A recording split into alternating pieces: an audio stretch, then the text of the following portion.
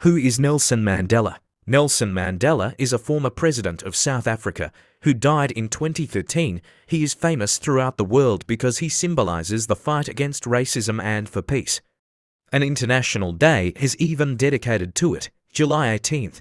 Discover the life of Nelson Mandela in video. Who is Nelson Mandela?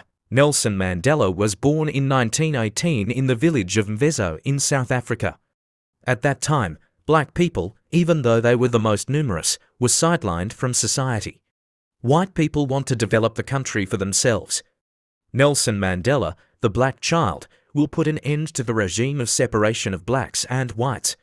He received the Nobel Peace Prize in 1993 and died in 2013 for the equality of blacks and whites. But how did he manage to allow black people in South Africa to have the same status as white people?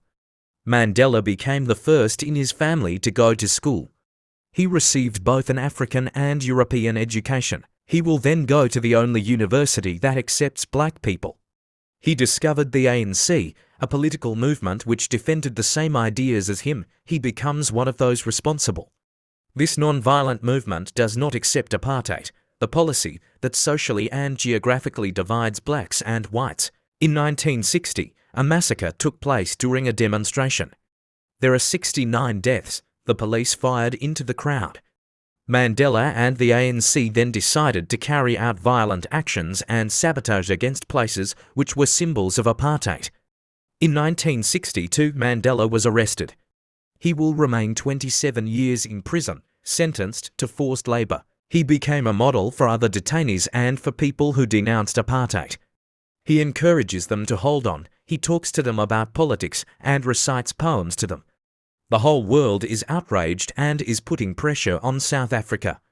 In 1990, he was released. A year later, in 1991, the racist system of apartheid was abolished. And in 1994, Nelson Mandela was elected President of the Republic.